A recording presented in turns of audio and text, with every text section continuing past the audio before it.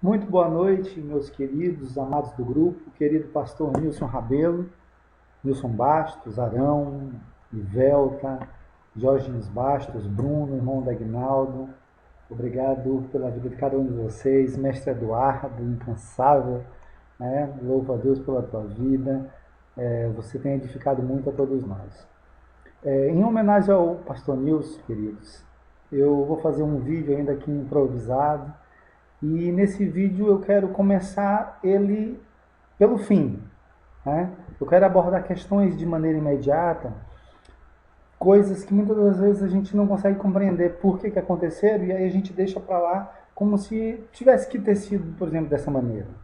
Por exemplo, várias vezes Israel pecou, mas Deus em nenhum momento resolveu rasgar o reino e fazer esse reino se transformar em duas casas, como foi o caso da casa de Israel, que ficou na mão de um efraimita, Jeroboão, e a casa de Judá, que permaneceu ali com Roboão e que se agregou a ele a tribo de Benjamim. Por que aconteceu aquilo ali? Deus podia ter perdoado, ter tirado Salomão do trono, Deus poderia ter trocado Salomão, e aí aconteceu que no reinado de Roboão, Israel foi rasgado ao meio, fazendo assim com que o reino de Israel se transformasse em duas casas, a casa de Israel e a casa de Judá.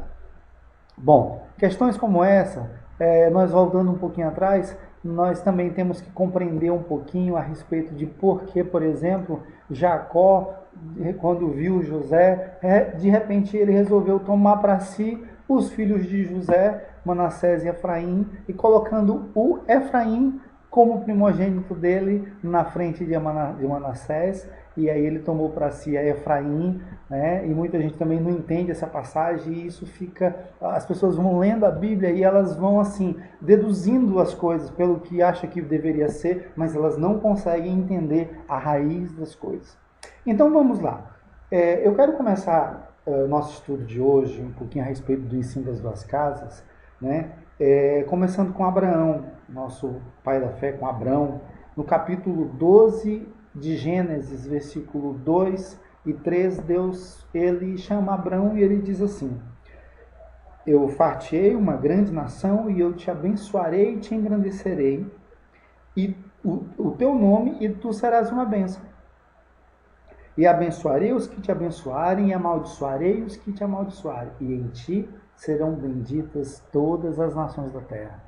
Então nós podemos ver pelo chamado de Abraão, queridos, que o plano de Deus era para que as nações da terra pudessem ser abençoadas através do crente Abraão. Mas em um dado momento mais adiante, quando Deus firma essa aliança, quando Deus faz um juramento a Abraão a respeito dessa aliança e muda o nome dele, ele diz exatamente assim, que ele faria a descendência de Abraão como as estrelas do céu e como a areia do mar. Então você observa que na proporção que Deus vai fazendo essa seleção, né, dessa descendência, porque quando Deus resolve chamar em Isaac a descendência de Abraão, ele resolve o quê? Ele resolve, por exemplo, lá em Gênesis 26, no capítulo, versículo 4, versículo 3, diz assim, Deus aparece para Isaac em Gerar, né? E aí ele diz, peregrina nessa terra, porque eu te abençoarei, e a tua descendência darei todas essas terras, e confirmarei o juramento que tenho feito a Abraão. E multiplicarei a tua descendência como as estrelas do céu. Olha que coisa maravilhosa, né? O Senhor promete a Isaac agora, né, a mesma coisa que ele promete para Abraão, e ele vai mantendo essa promessa dele de que as nações da terra seriam benditas através dessa descendência. Mas quando chega em Jacó, e aqui, irmãos, nós não estamos tratando de nuances como o chamado de Abraão, né, de onde ele veio, as implicâncias, as importâncias a respeito disso, a rejeição de Esaú, né, com relação a Jacó. Nós não estamos tratando aqui da questão de que Deus disse que Isaac era o único filho de Abraão, quando na verdade Abraão, né, tinha Ismael. Dá-me o teu filho, o teu único filho, né? E na verdade não era o único filho. A gente não vai tratar desses pormenores que são importantes. Mas nós vamos tratar dessa promessa e das implicâncias com relação a essa promessa. Observe comigo que quando Deus chega para poder fazer uma promessa a Jacó, existe uma tônica diferente de Deus quando Deus ele chama Jacó. Em Gênesis 35, no versículo 9, diz assim: e apareceu outra vez Deus a Jacó em Padã-Arã e o abençoou, dizendo: olha, não te chamarás mais Jacó, mas Israel será o teu nome. Aí Deus vira para Jacó e aí ele faz uma promessa diferenciada. Veja bem, ele diz bem que em Gênesis 35, no versículo 11, ele diz assim, ó: disse-lhe mais o Senhor: eu sou o Deus Todo-Poderoso, frutifica e multiplica-te. Presta atenção nisso aqui. Uma nação quem? Israel, sairá de ti, e sim, uma multidão de nação sairá dos teus lombos, e uma multidão de nação sairão de ti, e reis procederão dos seus lombos. Mas como assim? Na descendência de Jacó, não veio só o povo que o pessoal chama que é o povo judeu? Que aqui é outra confusão também, porque as pessoas não compreendem que o povo judeu são os descendentes de Judá. Não existe danita judeu, né? Não existe gadita que seja judeu. O povo judeu são os descendentes da tribo ou da casa de Judá, ou aqueles que se agregaram como representantes de outras tribos e se misturaram, ficaram conhecidos como judeu, mas dentro da questão das tribos de Israel, né, ou da casa de Israel, um gadito, por exemplo, ele não pode ser denominado de judeu porque ele não é judeu, ele é um israelita, mas ele não é um judeu. E aqui nós temos uma coisa interessante. Por quê? Porque Deus aparece para Jacó dizendo para que ele frutificasse. A raiz dessa palavra frutificar, multiplicar, significa justamente Efraim.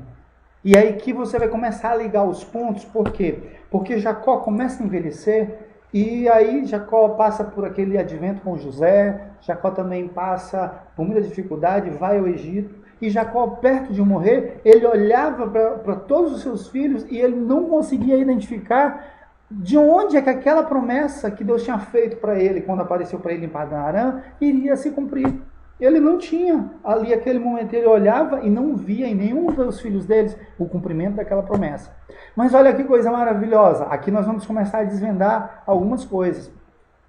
Observe comigo, em Gênesis 48, aconteceu que Jacó adoece e aí avisam a José, e aí José pega os seus dois filhos, o primogênito, Manassés, e a Efraim, que significa justamente frutificar, frutífero, né? E aí ele vai visitar, né, a Jacó. Quando ele chega diante de Jacó, Jacó olha para aqueles dois filhos, pergunta quem são eles? Ah, são meus filhos, meu pai, né? O menor, né, que é Efraim, e o maior. Aí o que acontece? Jacó tem naquele momento um discernimento por onde é que aquela promessa que Deus tinha feito para ele, de que através dos lombos dele uma multidão de povos iria surgir. E aí veja bem o mistério que acontece aqui. Ele chega para José e diz exatamente assim para José. Preste bem atenção. Jacó disse a José da seguinte maneira, Gênesis 48, versículo 3, diz assim, ó, ele repete a promessa.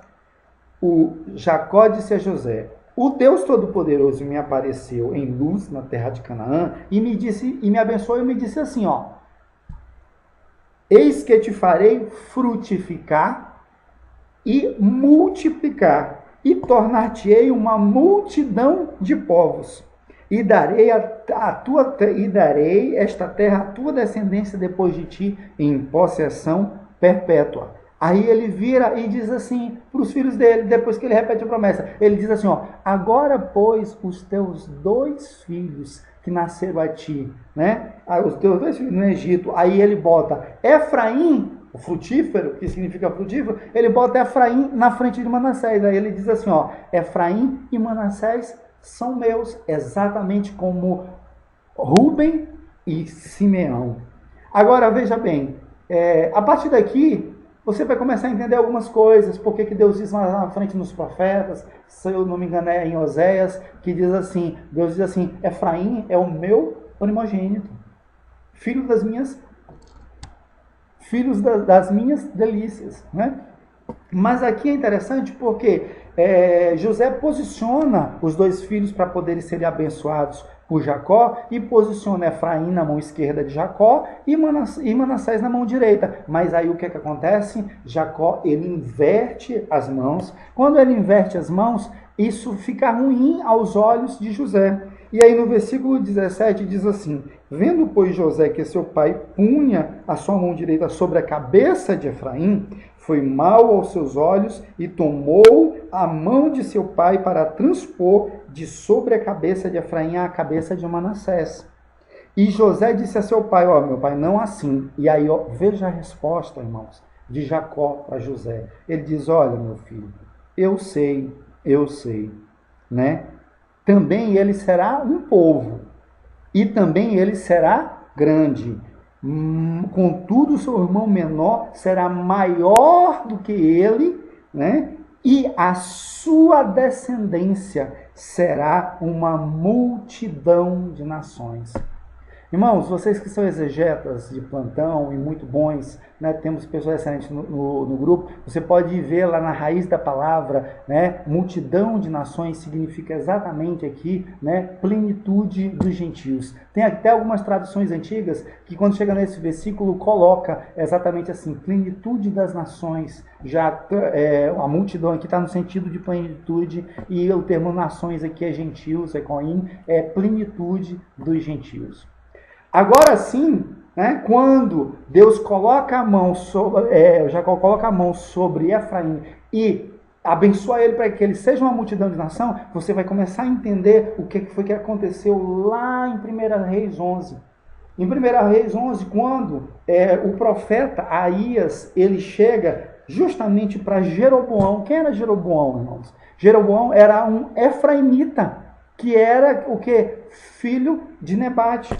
E aí o profeta Aías encontra ele no campo, e Aías segura firmemente a capa e rasga aquela capa em 12 pedaços, e aí o que acontece ali? Ele entrega 10 pedaços, que seriam 10 tribos de Israel, para quem? Para o efraimita Jeroboão naquele momento.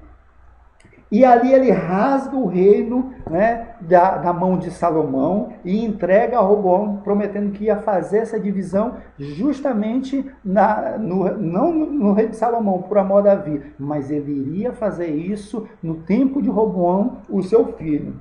E ele diz ainda mais, ele diz assim, que no versículo 37 do capítulo 11 de 1 Reis, ele diz assim, quanto a você, eu farei reinar sobre tudo o que o seu coração desejar. Você será rei de Israel. Como assim rei de Israel aqui? O Senhor está falando que ele seria rei da casa de Israel, porque naquele momento Deus pega o reino de Israel, que compunha as 12 tribos, e ele separa aquele reino em 10 tribos, que iriam ficar na mão do efraimita, né, Jeroboão, e ele deixa, junto com a tribo de Judá, ele deixa a tribo de Benjamim. No entanto, é lógico que muitos levitas, muitas outras pessoas de outras tribos se agregaram, né, e aí se transformam em judeus nesse aspecto, mas as 10 tribos, elas vão ser o quê? Separadas, e aí você passa a ter duas casas, que seria justamente a casa de Israel e a casa de Judá.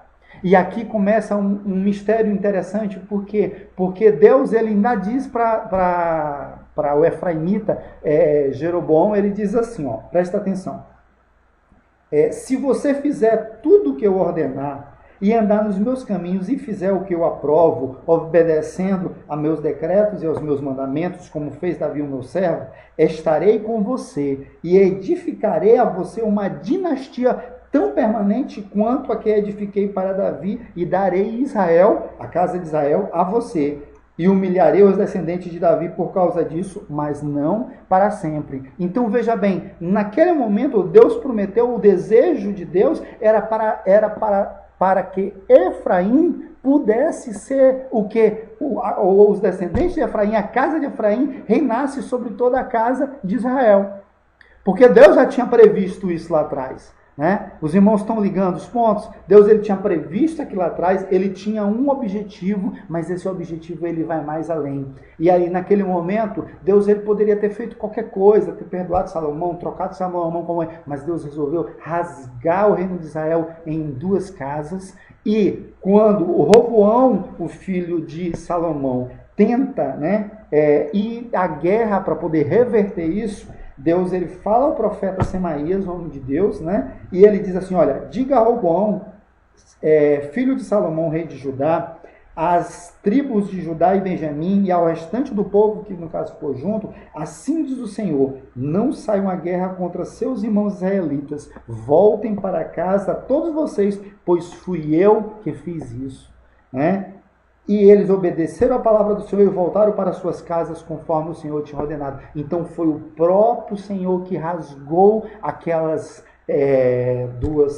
aquele reino de Israel, aquelas 10 tribos. Ele mesmo fez aquilo ali porque ele tinha os seus propósitos, e isso vai avançando mais adiante, né, de uma forma que nós passamos, quando entendemos isso, nós passamos a entender a respeito de quando se profetiza para a casa de Israel ou quando se profetiza para a casa de Judá, por que a casa de Israel ela foi dispersa entre os povos, e Deus fez cessar o reino da casa de Israel e fez com que a casa de Judá permanecesse firme, que foi da onde veio a descendência do Cristo. Por quê? Porque a casa de Israel ela foi dispersa quando da invasão ali dos assírios, eles foram levados para a dispersão e nunca mais voltaram a ser rei.